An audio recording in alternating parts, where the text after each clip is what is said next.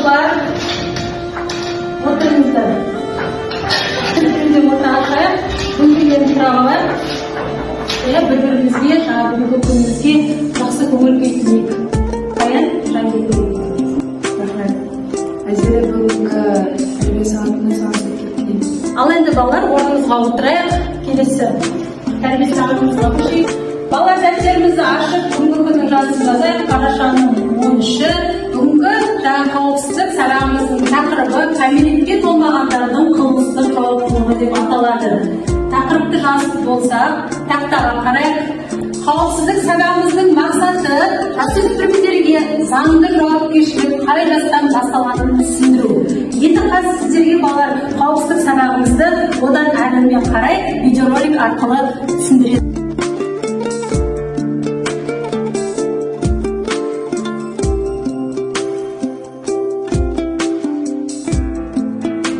Материал бойынша құрастырылған сұрақтарға жауап берейік. Тақтаға назар аударайық оқушылар. Бірінші сұрақ: құқық бұзушылықтар үшін заңды жауапкершіліктің неше түрі бар? Құқық бұзушылықтың 4 түрі бар. Жақсы отыра. Оқушылар, енді бәріміз ортаға шайық. Келіңіздер. Құпияны тап деген қазір ойнамайтын боламыз. Осы құпияны тап деген ойын арқылы жаңа бүгінгі тәрбие сағатымыздың тақырыбын анықтайтын боламыз. Енді олай болса балалар, енді сыныптың әр жерінде бағалы қағаздар жабыстырылып тұр. Соны жаңа іздеп тауып алайық.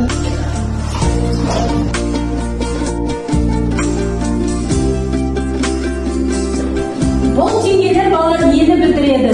Біздер оны неге істедік? Бұл теңгелер біздің тәрбие сағатымыздың тақырыбын және оқырмандарымызды білдіреді.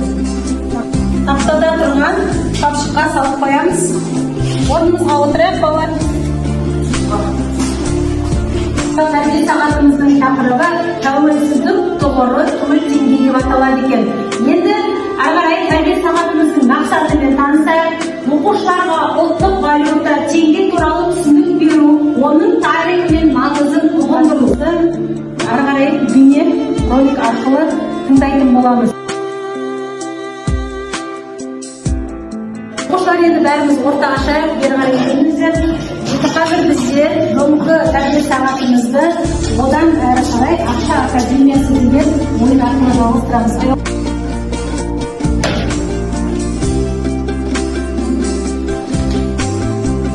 Қай жылы теңге өзінің оқушылығына Жақсы. алғашқы теңгелер қай елде басылып шыққан? Ұлыбритания. Жақсы. Бонус! Құттықтаймыз, сіз бонус ұттыңыз. Оқушылар, сынып сағатымызды әрі қарай жаңағы теңге, ақша, тиын туралы мақалдардың сұрағы, ребустардың жауабын табу арқылы жалғастыратын. Келесі.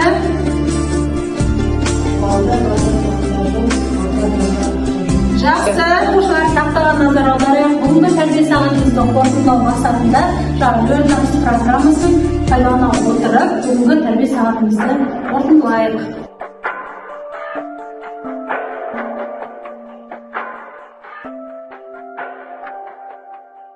Оқушылар, бүгінгі тәрбие сағатымыз түсінікті болса, осымен тәрбие сағатымыз аяқталды.